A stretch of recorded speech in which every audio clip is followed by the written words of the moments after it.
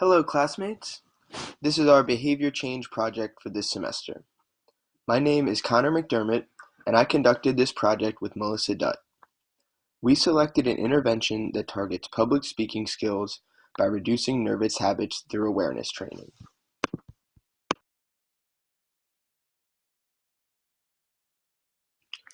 We based our replication project off of the research of Claire Spieler and Raymond Miltenberger. Their research was titled Using Awareness Training to Decrease Nervous Habits During Public Speaking. The purpose was indicated in the title: to evaluate the effectiveness of awareness training for the reduction of nervous habits during a public speech.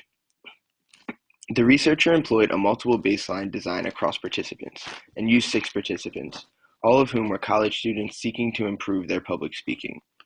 The researchers targeted nervous behaviors such as filler phrases, tongue clicks, and an inappropriate use of the word like. Awareness training was conducted as an intervention to decrease these behaviors. The results demonstrated a decrease in these behaviors, which generalized to the natural environment and were maintained after the research was completed. Booster sessions were needed for some of these participants who regressed post-initial treatment.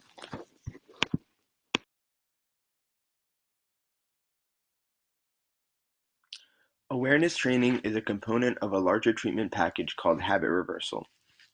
This technique gained popularity in the 1980s for success in reducing the frequency and severity of tics in individuals with tic disorder or Tourette syndrome. The research on habit reversal is very strong, and it is consistently shown to have a positive effect on these individuals, in that it reduces their tic symptoms. It was not until the 1990s that researchers began evaluating the individual components within the treatment package of habit reversal, in order to see which components were most effective. They did this by isolating each component and testing to see if that component had a measurable effect on reducing an unwanted behavior, which was still generally a nervous tic. They then evaluated each component to see if it was effective or redundant. Researchers, including Miltenberger, found that awareness training, one of these components, which involves making the participant or speaker aware of the behavior as it occurs, was very effective in reducing these target behaviors. So in our design, what awareness training would look like is if a speaker during a public speech made an error, such as saying like inappropriately, the observer would raise their hand to signal to the speaker that he or she had engaged in the behavior selected for reduction. More recently, researchers have begun to apply the methodology of awareness training to impact the lives of typically developing individuals, specifically in the reduction of nervous habits during public speaking.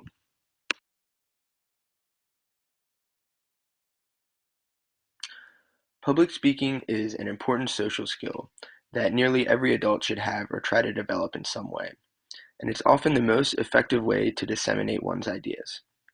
However, many adults report nervousness prior to and during a public speech that they are presenting, and many of these adults also display nervous habits during their presentation. The presenter is often unaware of these nervous habits. Researchers first became interested in the relationship between public speaking and awareness training when noticing the similarity between nervous habits and tics in Tourette syndrome. Research on awareness training as an intervention to decrease nervous habits, such as filler language or prolonged pauses in speech, is relatively limited, but results from Spieler's 2017 study demonstrate the efficacy of this treatment for this behavior.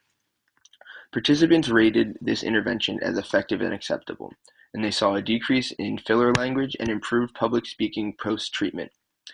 This was the study that we decided to replicate for our project.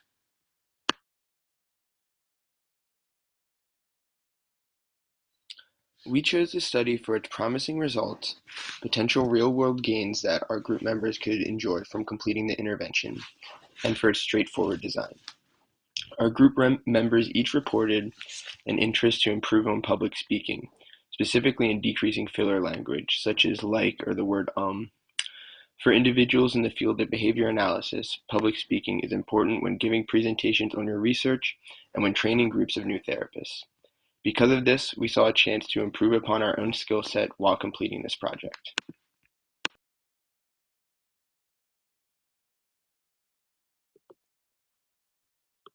So now we'll move on to the methods section.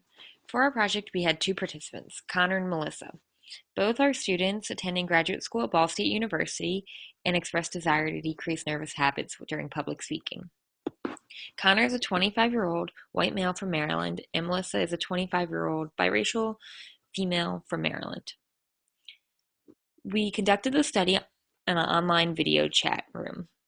Materials we needed were speech topics, clipboard, pen, datasheet, stopwatch, and a clicker device if you chose to take frequency data that way. The design we used was the same as the authors, a multiple baseline across participants. Each participant began with a baseline level, and when data was stable, he or she was able to move on to the post-awareness intervention phase. Data was discontinued and the treatment was stopped when data was stable.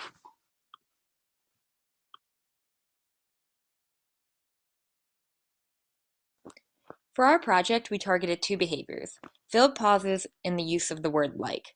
We separated them out on the datasheet, but we combined them both under the frequency of filler language or under the umbrella of filler language for data purposes. And here's a copy of the datasheet we used. As you can see, we used event recording method to evaluate the total frequency of occurrences during the observation period. And data was collected either in a printed or online PDF datasheet. So first, we had filled pauses. This was defined as any occurrence when the speaker uses a speech sound or words such as or that had no semantic meaning in a sentence. We were to score occurrences upon the ending of each speech sound. An example would include, I went to the doctor's today. However, we would not count any pauses in speech that did not include a filler word. Then we defined the word like. This was defined as any occurrence where the speaker used the word like in speech that did not follow correct grammatical, semantic, or syntactical form. We counted occurrences where the speaker used like before describing what someone said, and occurrences where like is used before describing an approximation of a number, size, event, feeling, or cognition. We did not count occurrences where the speaker used like to express interest or similarity between two items. So an example of what we would count would be a phrase like, we are like never getting back together. But we wouldn't count occurrences that said, I like you, or your candle smells like flowers, something like that.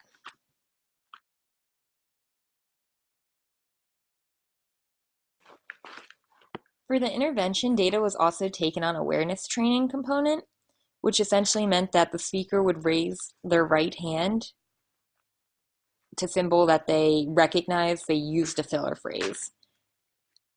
So this component, this chart, was added to the data sheet for the intervention phase. For the original study and our study, participants should meet the following criterion to stop the study. Either 100% of the target behaviors were accurately identified on one session, or 2 consecutive sessions where 90% of the target behaviors were identified by the speaker.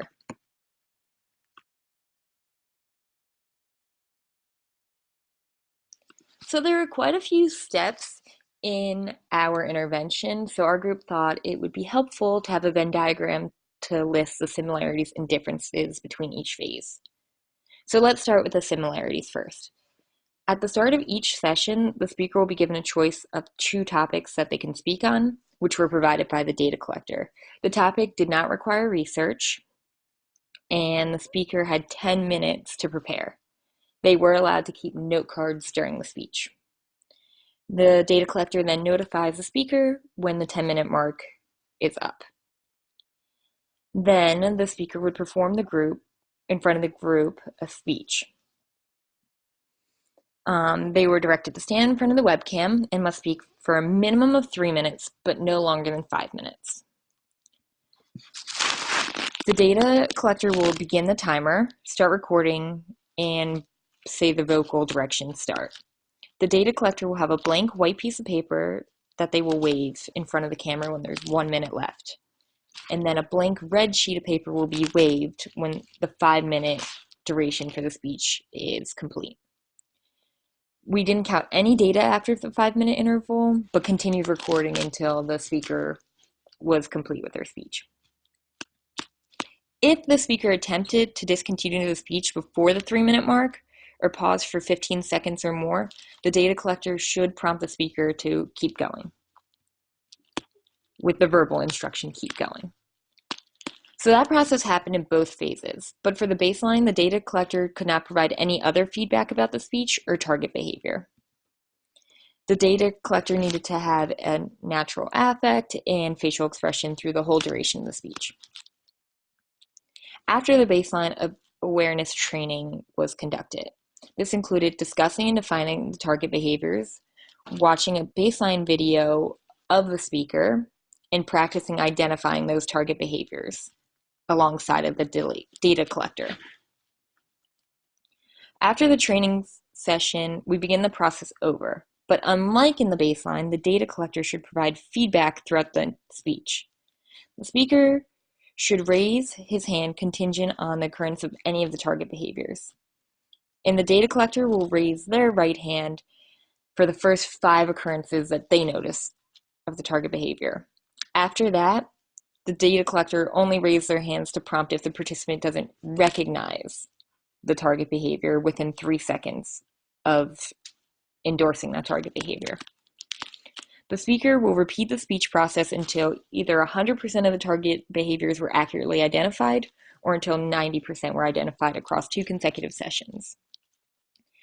The authors of the original study noted that awareness training should be terminated if the criterion is met or if there's little to no improvement from baseline for 3 consecutive sessions.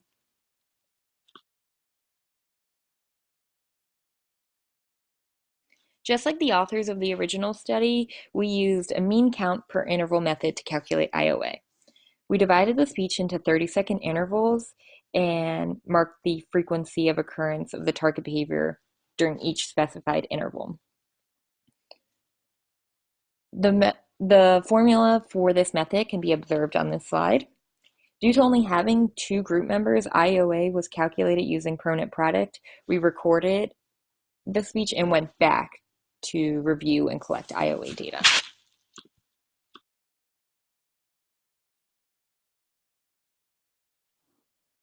To evaluate treatment fidelity, we used the same checklist that was used in the original study. There were 11 components that were used to ensure treatment fidelity. This included making sure the duration of the speech was consistent, the procedure was ran correctly, and all materials were accounted for, etc.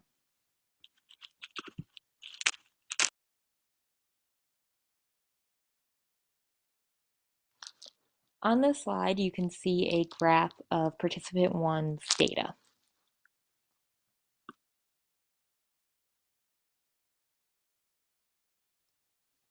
On this slide, you can see a breakdown of participant 1's data. For the baseline, participant 1 had an average of 18 occurrences and ranged from 17 to 19 occurrences. Post-awareness training, that average occurrences dropped to 5.6, with a range of 4 to 8 occurrences per session.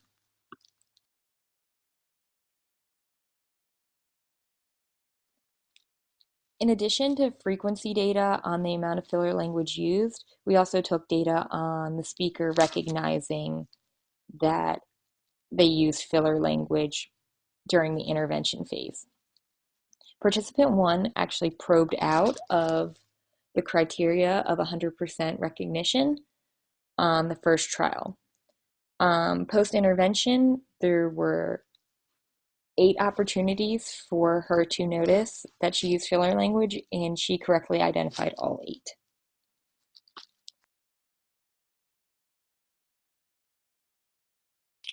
Here are the results for participant 2 in the form of a graph.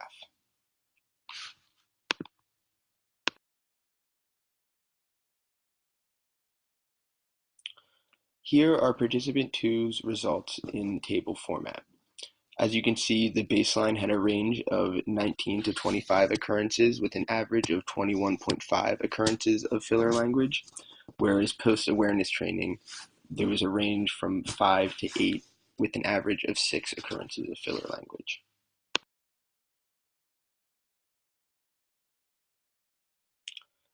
As was the case with the first participant, participant 2 correctly identified all opportunities in which he used filler language in his first speech after completing awareness training.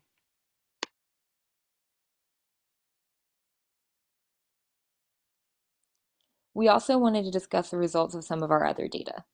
For awareness training, both participants, as we mentioned earlier, probed out of that criteria on first exposure. For inter-observer agreement data, we had a mean IOA across participants and phases of 97%.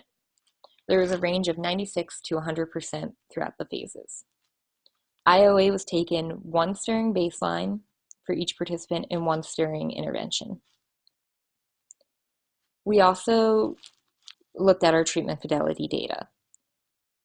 We had 100% across participants and phases. So Connor's was 100 during baseline and the intervention, and Melissa's was 100 for the baseline and intervention.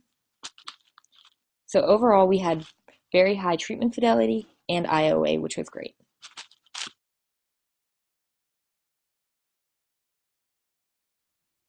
Here's a slide with our graphs together in a traditional multiple baseline across participants graph. As you can see, both participants saw a significant decrease in both target behaviors, which were combined as filler language. While neither of us achieved 0 levels of the target behavior, we both decreased an average around 6 occurrences.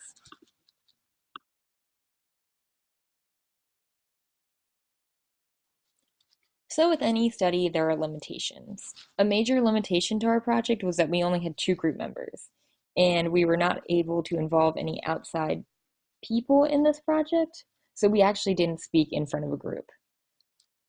We also had to adapt the original protocol a little bit because it required that the speaker will repeat the speech process until 100% of the target behaviors were identified accurately. On first exposure, both of us scored 100% recognition for a filler speech. So we continued the data to see if there was a stable decrease in the overall frequency of filler phrases used. Given that, the study should be replicated with more subjects. It's also important to note that both participants are behavior analysts in training and have multiple years as an RBT under their belt. Monitoring others' behaviors is almost second nature.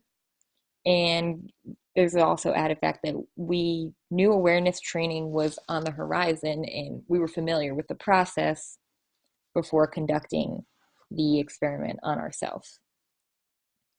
So maybe say if we saw this with a sample such as 25-year-old graduate students studying finance, maybe they wouldn't have got that 100% as quickly. So a limitation, in short, is just that our career path and our experience might have skewed the results as well.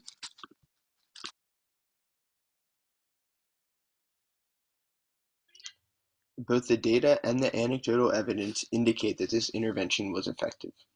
While the goal was to reduce occurrences of a behavior, both of us felt like it was not an invasive measure and it was an enjoyable process to go through. This intervention has high social validity, and we agree that it was effective and non-invasive.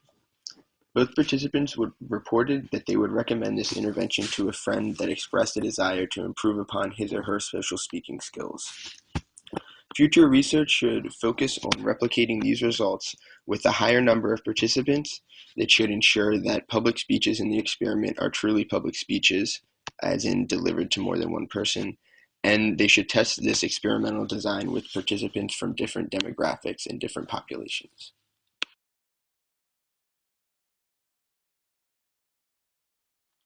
Here is a copy of the references used for this project.